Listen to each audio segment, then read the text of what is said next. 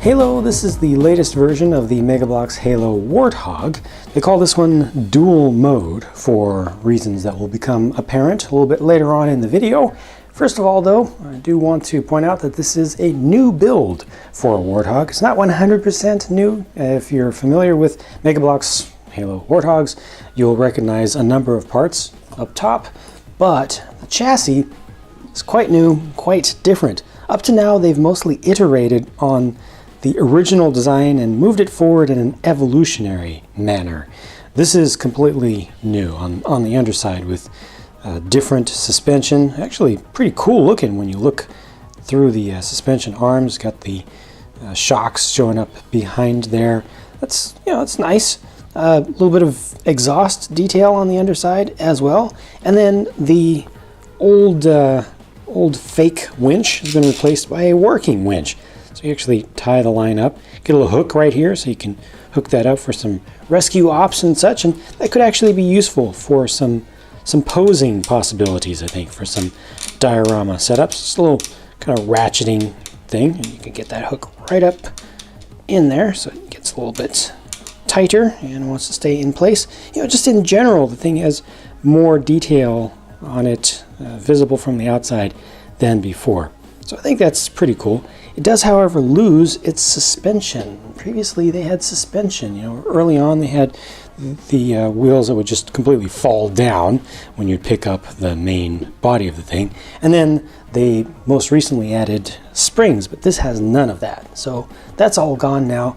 I kind of miss that a little bit, especially for the kids. It's always nice to have a model vehicle and just push down on it and just watch the suspension move. But that is gone. Unfortunately, it had to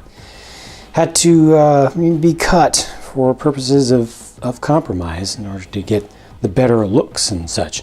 The Gauss cannon here is a new design as well, and just to highlight the differences and similarities between this and the previous design of Warthogs that they'd used in general, here is the last Gauss hog.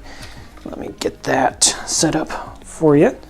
So very similar outwardly. This was the one that had the springs in it, plastic springs in it, and some of the pieces are still the same. The windscreen and roll cage. I mean, they've swapped out some parts here, but you'll see that they actually swapped those back in a little bit. The new one is a little bit lower to the ground. It's not suspended up as high as the old one was just by default. I think that may look a little bit more realistic with that stance. The Gauss cannon itself is a slightly different build, mostly on the other side. I actually don't like this one quite as much. These parts here just look very plain, very smooth on this side, and using the gun piece, kind of the center, has the hole there, whereas the last one had a more specialized piece that was covered up in the front. This just made more sense to me, so I actually like that older Gauss cannon better. But the Warthog itself, I think, is an improvement, and there's more detail than you can see just from the outside. You got to get up a little bit more close to it. Check that out. Got a little printed center console piece, and there's another printed console piece over there. That's cool. Adds in some believable detail. Got a handle right there, and the seats look like they're made of a different material rather than just using the typical standard, plain black. So overall it looks more classy to me. And then there's yet another feature which is quite surprising and not so easy to access actually. They added in some detail under the hood up here. So I'm going to pull off the windscreen. There may be an easier way to do this, but this is the easiest that I found. Just pull off the windscreen and pull this off. Look at that. Some form of detail underneath, like gribbling kind of stuff. Represents some power plant stuff under there. Completely unnecessary.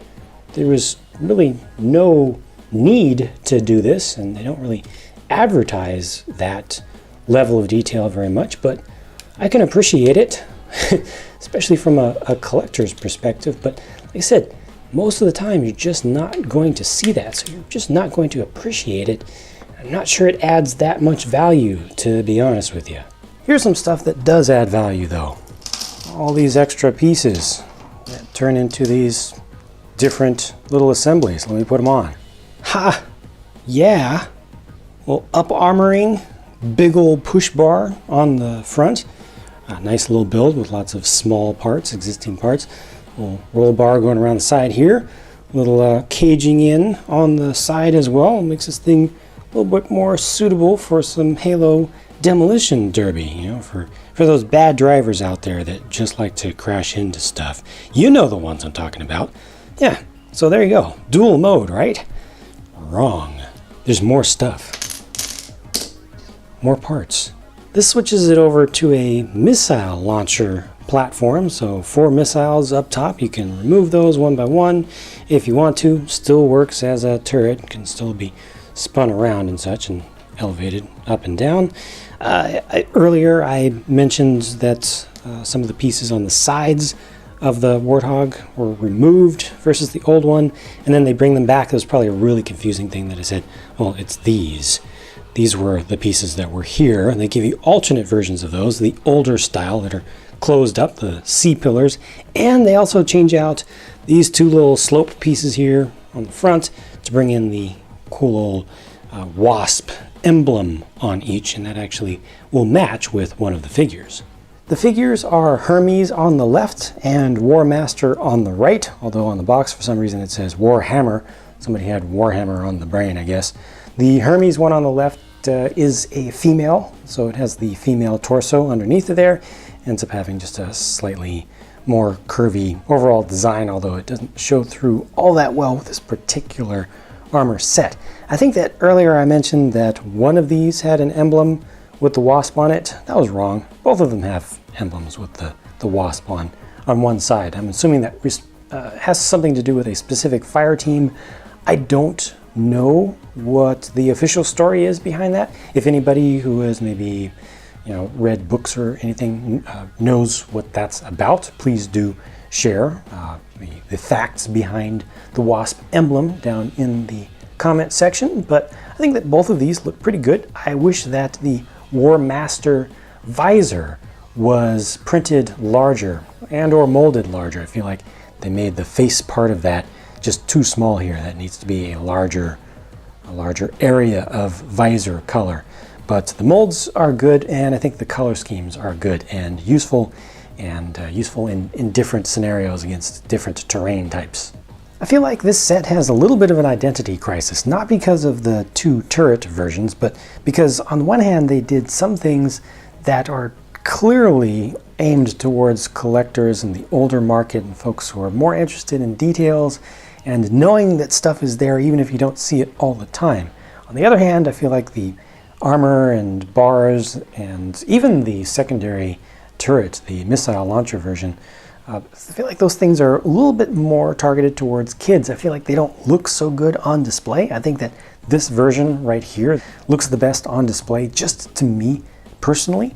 I would consider definitely bringing in the 2 little wasp emblems on the sides and possibly changing out the C-pillar sections. But otherwise, I think that some of the other beefing up and bulking up and adding color is a little bit more targeted towards kids. Just my personal opinion. So in that sense, they kind of have something for everybody, right? They added on good stuff for collectors. They added on good stuff for younger kids, I think. So I really can't complain. I mean, in the very worst case scenario, you end up with extra parts that you can use for doing your own customizations or adding to other things. Let me know what you think about that. If you have a favorite variant of the 3 kind of variants that I showed you here with this set, what you think about the figures, and what you think about the overall change of the entire Warthog platform. Comment section is yours, so I look forward to your feedback, and I'll be talking to you again very soon.